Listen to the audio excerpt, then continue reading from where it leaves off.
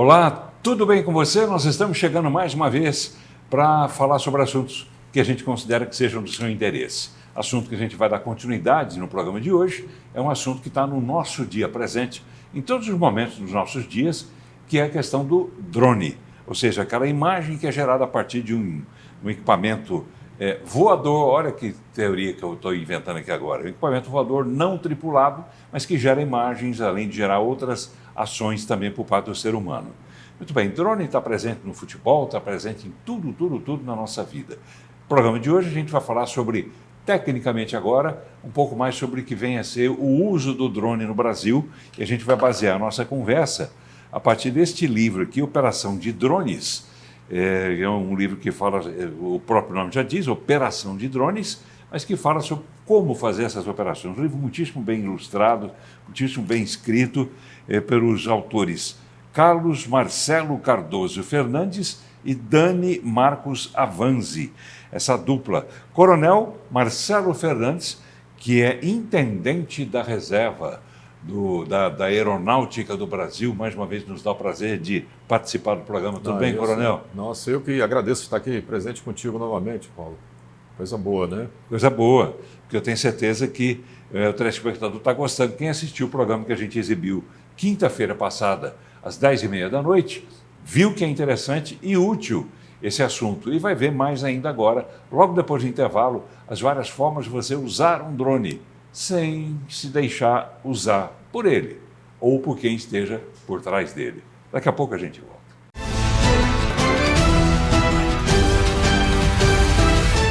O Fernando é um cara consciente e sabe que é importante fazer a revisão do carro e manter tudo funcionando direitinho.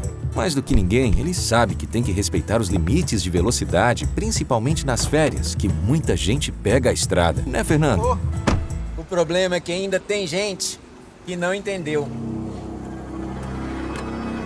Nestas férias, não descanse em paz. Detran, Estado de Goiás.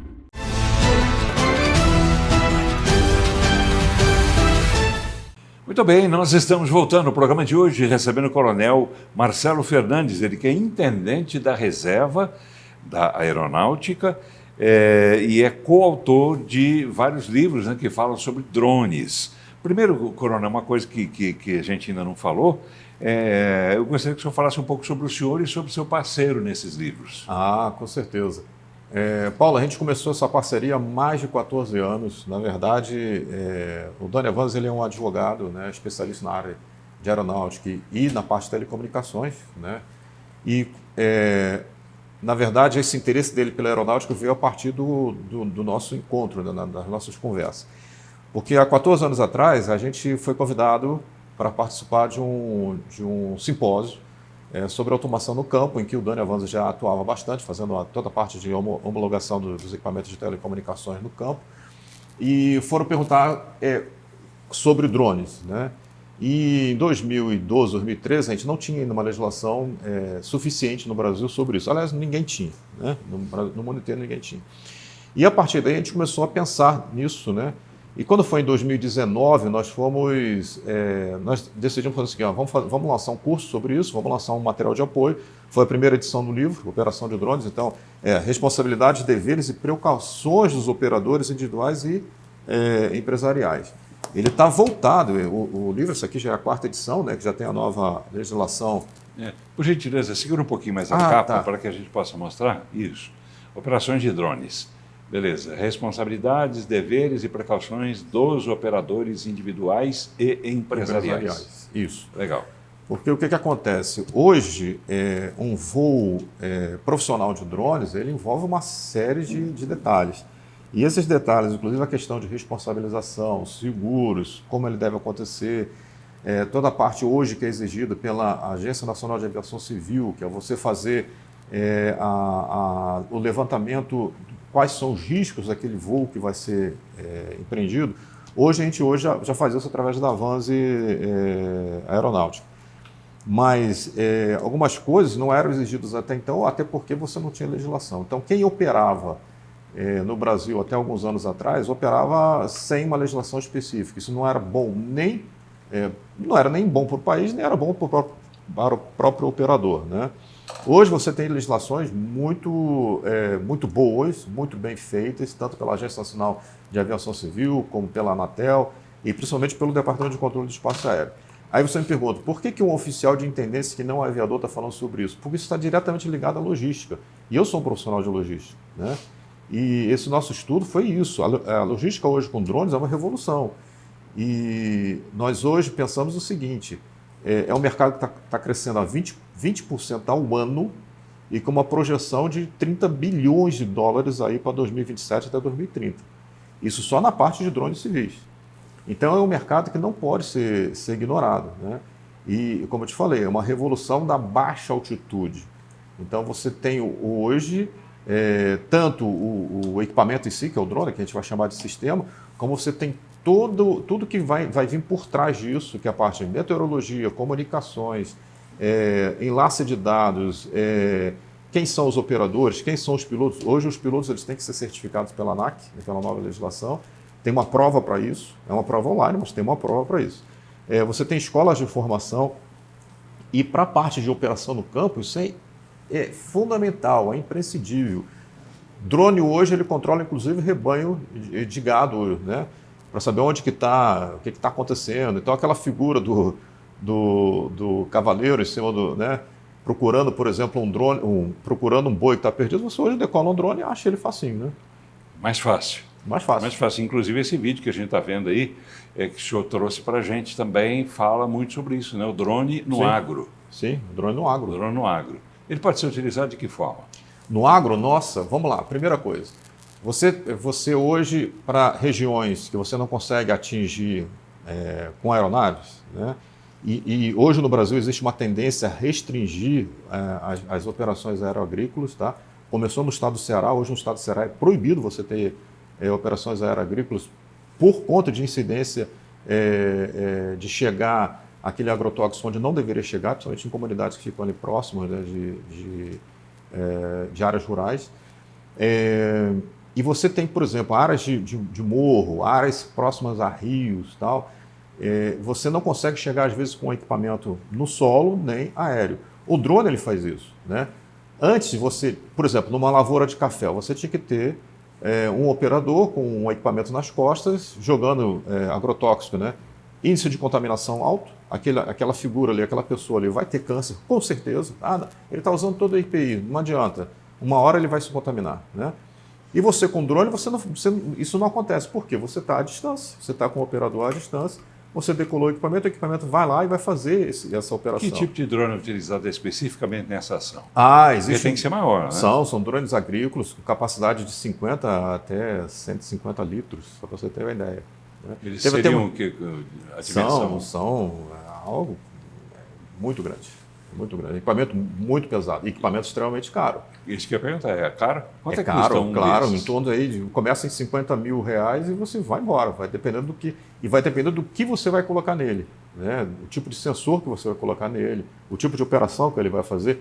Uma operação aeroagrícola hoje, a quantidade de material que você vai colocar no botijão dele, o tipo de bico que ele vai usar. Para você ter uma ideia, a organização, a OACI, ela tem hoje legislações específicas sobre isso, né?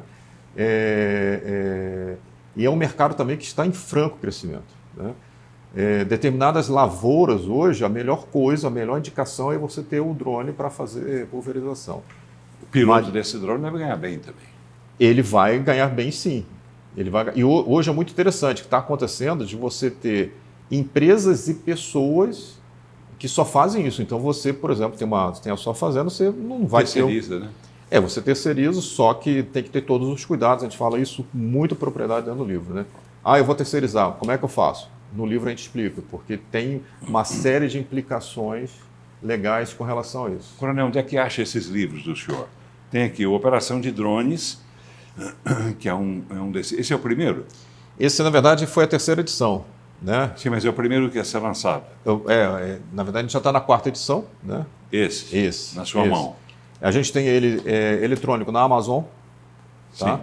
E a gente tem para venda direta através do site da Vanze. Qual é? Avanze.com. Avanzi. Avanzi, com Z. É A-V-A-N-Z-I. Z-I. Tá, a gente vai colocar aí também. Mas quem tiver interesse também, quiser conversar com a gente, porque o que acontece... O senhor quer deixar um contato? Quero sim. Qual é? Porque o que acontece? A gente não colocou isso na mão de uma editora. Isso aqui é uma edição independente, para que a gente possa ter a nossa independência do que a gente está falando aqui. Né? E não está recebendo nada de ninguém para falar sobre o assunto. Né? É claro que vai chegar no momento que a gente vai ter que procurar uma editora, porque talvez isso aqui vai ficar grande demais. Né? O meu contato hoje é um e-mail meio complicado, é C de casa, M de Maria, C de casa, F de faca, A de alfa, 9@gmail.com. Vixe. Vamos lá, como é que é C? cmcfa9@gmail.com. A9@gmail.com. Vou tentar traduzir. Coronel Marcelo... É Carlos Marcelo Cardoso Fernandes. Carlos Marcelo Cardoso Fernandes, sim, as iniciais do seu nome completo. A9? O A9 foi o Gmail que teve que fazer isso para poder... Já tinha outros, né, com CMCF. Sim. Ficar mais @gmail. Tá, vamos colocar o saldo, já colocou lá também, para você, telespectador, entrar em contato também para ter mais informações sobre como adquirir o livro, dúvidas que você possa ter, Sim, não é? com certeza. Em relação a isso, coisa e tal, de que trata tal livro, como é que é isso, como é que é aquilo. Então, o endereço está aí, cmcf, a9@gmail. Acabou ficando fácil, até decorei. Tá vendo? CMCF é a 9. E, Paulo, uma coisa que a gente gostaria de falar aqui é o seguinte, tem muita gente fazendo tudo errado, tá? Inclusive, tem empresas na área agrícola que está fazendo tudo errado. O que, por exemplo? Compra o equipamento e depois vai pensar na operação. Adquire o equipamento achando que é fácil de voar e fácil de você registrar isso em termos de legislação. É fácil? A pergunta até que você tinha feito anteriormente, no outro programa, precisa ir a Brasília? Não precisa ir. Isso foi uma pergunta que me fizeram recentemente. Um dono de uma fazenda chegou para mim e perguntou assim, escuta, eu tenho que fazer um projeto, submeter isso à aeronáutica? Eu falei, não, você não tem que fazer um projeto, submeter à aeronáutica. Bom, você tem que seguir as regras que foram estabelecidas pelas nossas agências e pelo Departamento de Controle Espacial, que é um órgão da aeronáutica que cuida da parte de proteção ao voo. Seguindo isso, ok, tá fácil, né? Por que tudo isso, Paulo? Porque existem implicações trabalhistas, existem implicações de contaminação no campo, né, na área agrícola, existem implicações com relação às pessoas que moram na região. Então, tudo isso tem que ser visto, tem que ser muito conduzido. Tem muita bem burocracia nessa história toda, porque não, tem que pensar em tudo, né? Não é tanta burocracia, Paulo, é o cuidado com a segurança, né?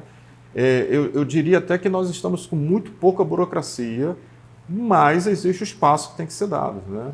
Hoje, por exemplo, você voar drone na área agrícola, para pulverização, por exemplo, você tem que ter registro no Ministério da Agricultura. Quem é você, que equipamento que você está usando, se você está Independente de ser drone ou de ser aquele nas costas. Não, aí no caso do drone. O nas costas é uma outra legislação, né? Mas no caso do drone, o Ministério da Agricultura ela editou uma portaria em 2021 que ela estabeleceu bem as regras de como é que isso vai acontecer, tá? Inclusive, existem escolas hoje especializadas, autorizadas pelo Ministério da Agricultura para ensinar a fazer isso. O senhor é da aeronáutica, né? Sim. E, curiosamente, antes de a gente começar a gravar o programa, o senhor falou de um programa que o senhor assistia ainda lá atrás, na infância. Com certeza. Que é o Capitão Asa. Rede Tupi. Rede Tupi, televisão do Rio de Janeiro. O senhor é carioca? Eu sou carioca. Tá. E o Capitão Asa fazia o programa diretamente da Tupi do Rio. Isso. Né, que era Canal 6. Exato, Canal 6. Na época era Canal 6, a de São Paulo era Canal 4.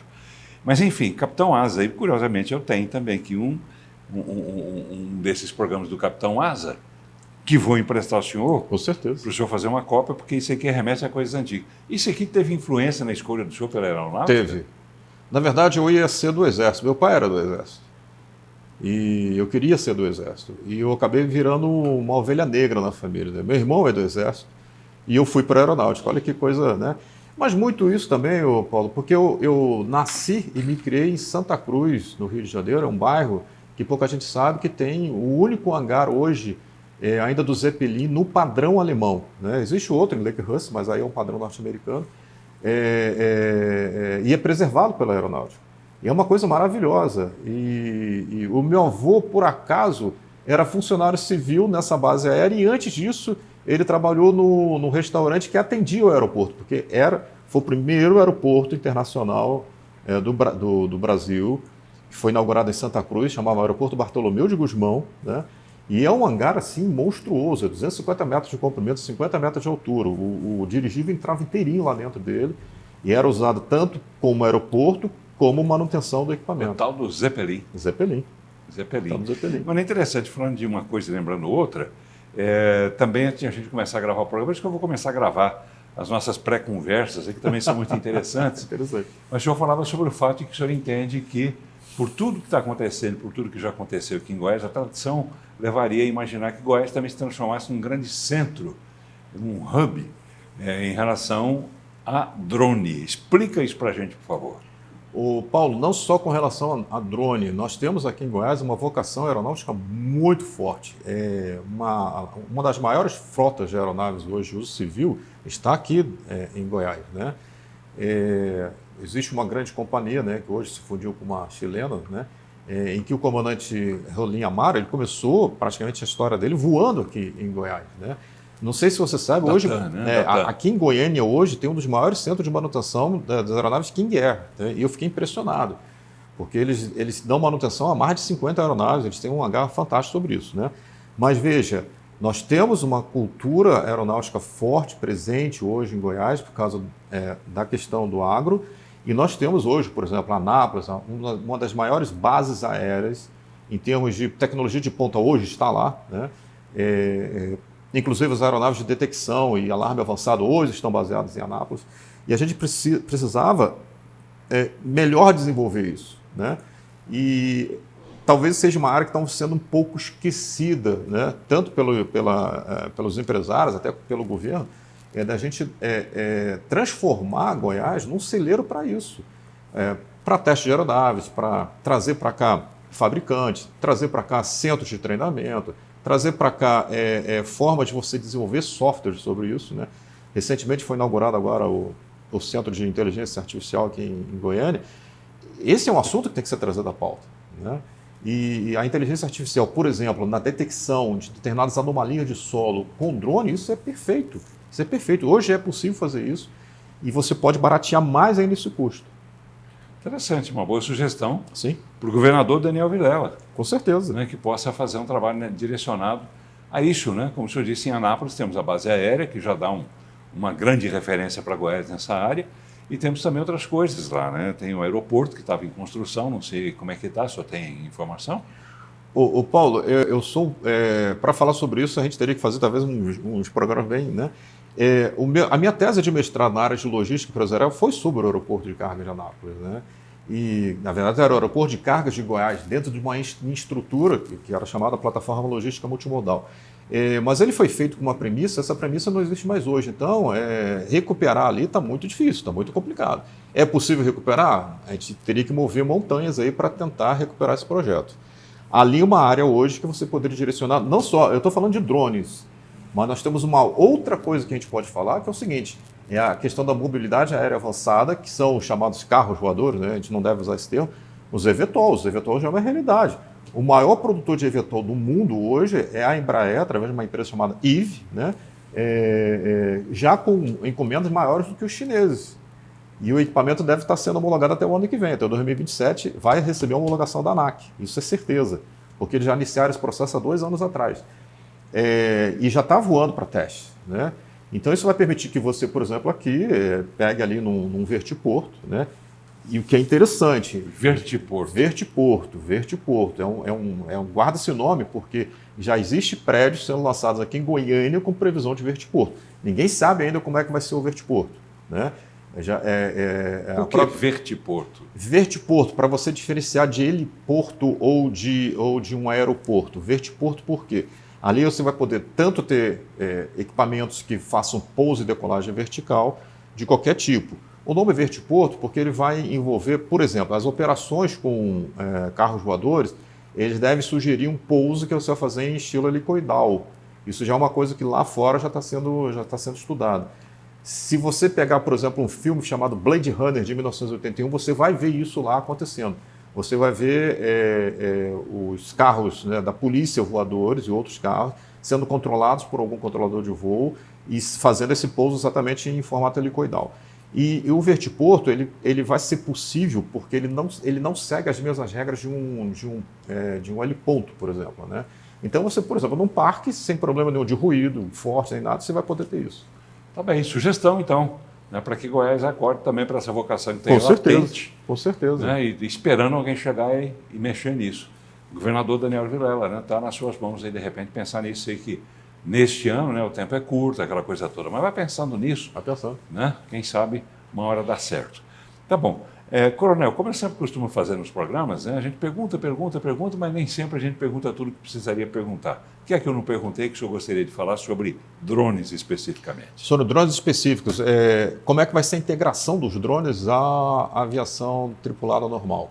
Isso é uma coisa que está em voga, é o que a gente chama de espaço de ecossistema UTM. Então, voltando, não é o drone em si, mas é tudo que está relacionado ao drone. Para você ter hoje o desenvolvimento desse espaço aéreo de baixa altitude, né, que envolve toda a área urbana, você vai ter que ter uma série de provedores de serviços. Então, isso aí é uma economia, eu falei de 30 bilhões e tem mais 30 bilhões relacionado a isso. Então, você tem que ter operadores de sistemas independentes, você vai ter que ter controle de tráfego aéreo independente, você vai ter que ter comunicações muito mais aperfeiçoadas, você vai ter que ter meteorologia de pequena área. Por exemplo, você vai decolar daqui para Anápolis, você vai ter que, numa aeronave dessa, que vai voar tipo a 50 metros, 100 metros de altura, você vai ter que saber como é que vai estar a condição de clima até lá. Muito diferente do que você faria hoje para uma aviação tripulada de maior altitude. Então é um mercado muito grande, Paulo. Nós estamos falando de uma revolução muito forte. Que revolução é essa, Coronel? O senhor pode explicar para a gente daqui a pouco, fazendo um exercício de futurologia, Com certeza. o que é que vai acontecer com essa evolução a partir de drones e tantas outras soluções já existentes em relação a transporte envolvendo o espaço aéreo? Daqui a pouco o Coronel responde. Fique ligado.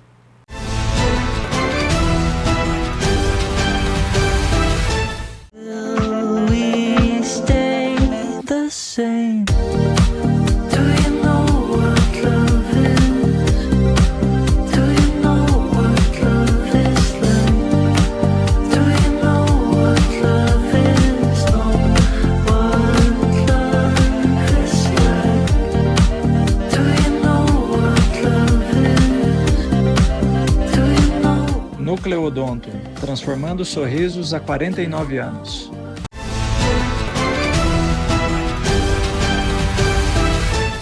Muito bem, já estamos voltando para o último bloco, um bloco pequeno, mas ainda suficiente para que a gente possa avançar nessa discussão que a gente está fazendo sobre drones. A gente contou a história dos drones desde lá de trás, a aplicação deles nos dias de hoje e a implicação que existe também na utilização deles, porque vai mexer com todas as coisas à volta dele. E aí eu fiz uma pergunta no final do bloco anterior para o nosso convidado, o Coronel Marcelo Fernandes, que é intendente da reserva, sobre, e agora, né? Quer dizer, a gente vai pensar tão curto, o nosso pensamento vai apenas daqui até ali, e o que é que virá logo na frente? Como é que será o futuro da nossa comunicação, dos drones e etc. e tal? Coronel Marcelo, na sua expectativa, na sua experiência de vida, ao ponto de lançar livros enormes, né, contando tudo isso, o que é que o senhor espera que vá acontecer, como aconteceu com o livro 1984, né, de George Orwell? O que é que virá pela frente? O senhor é capaz de imaginar? Tenho sim. Eu vou em partes. Primeira coisa, no livro até a gente fala assim, matriz de aplicações civis, né? Então aqui a gente já dá uma primeira visão do que é a matriz de aplicação hoje dos drones na área civil. Não vou nem falar na área militar, que a área militar é muito mais complicada. A gente guarda para outro programa. Para outro programa. Inclusive aí eu trago outro livro também. Aqui, rapidamente, é o tamanho do mercado. Nós estamos falando de um mercado que está crescendo a 20% ao ano no mundo. Desde que as primeiras legislações... Veja, Paula, a legislação ela é muito recente, não só no Brasil. Ela é recente no mundo inteiro. A Organização de Aviação Civil Internacional, junto com a FAA, enfim. E nós estamos falando só de drones, nós estamos falando de num outro segmento, né, que vai ser, na verdade, a gente na terceira edição a gente comentou sobre esse outro segmento, que é o espaço aéreo avançado, são os drones para transportar pessoas, né? Então, nós não estamos falando só de drones, nós estamos falando de uma revolução que é o espaço aéreo avançado. Vamos fazer de conta que a gente entrou agora no mundo dos Jetsons. Exatamente isso. Nossa, você foi assim fantástico agora. Então, o Você que é foi que virá fantástico. por aí? Os Jetsons. O que virá por aí é exatamente isso. Você ter uma revolução no uso do espaço aéreo de baixa altitude. Vamos falar de novo de baixa altitude, né? Vamos esquecer o espaço aéreo tripulado. Vamos falar do espaço aéreo de baixa altitude, com drones fazendo entregas, com drones salvando vidas, com drones transportando pessoas. Drones com equipamentos aéreos, semelhante a drones transportando pessoas, salvando vidas, protegendo florestas, protegendo áreas contra queimada, fazendo fiscalização, fazendo segurança de área, fazendo segurança de autoridade. O que você imaginar hoje com drone é possível. Guarda Civil Municipal pode usar drone? Já usa. Só que a Guarda Civil Municipal não pode fazer investigação com drone, diferente da polícia. Mas você pode fazer, por exemplo, os nossos parques, aqui perto de onde a gente está agora gravando, existe ali um parque que você pode decolar um drone ali e pendurar ele lá em cima, ele ficar lá 15 minutos, 20 minutos, ou um drone maior que você pode pendurar até um dia inteiro lá em cima. Outra coisa, hoje você tem drones, inclusive, espaciais. Já tem um em cima da cabeça da gente que está lá 500 dias voando. Espacial? Espacial. Qual é? É um norte-americano. É o X, se não me engano, 45. Não Sim, lembro mas de ele é falar capaz pra de você. quê e qual a capacidade dele? A gente ainda não sabe exatamente para que ele está lá em cima. É interessante que De ele... graça não é. Não, de graça não é. Ele pode ter capacidade, por exemplo, de destruir satélites. Olha só. Sobre o satélite é uma outra história extremamente complicada. A gente está também no limiar de uma revolução muito É porque forte. tudo ao lado do drone vai ter que evoluir também, né? Vai ter que evoluir. E nós estamos falando, Paulo, de prestadores de serviços civis, entendeu? Nossa, ainda não entramos no militar. Não. Guardar para o próximo programa. Tá bem, quero agradecer muito, muito, muito aqui ao Coronel Carlos Marcelo Cardoso Fernandes, Eu que agradeço. que veio gentilmente falar desse assunto sobre o qual ele pesquisa juntamente com Dani Marcos Avanzi, que é o que a profissão dele? Engenheiro? Ele é um advogado especialista na área de telecomunicações e aviação. Advogado. Tá bem. Coronel. Coronel Marcelo Fernandes, obrigado por ter vindo. Foi Eu um que prazer agradeço, recebê-lo. Paulo. Nossa, maravilha. Muito Obrigado bom estar pelos aqui contigo ensinamentos. novamente. Muito Um obrigado. abraço a você, telespectador. A gente volta com outro assunto também interessante. Fique ligado sempre. Tchau.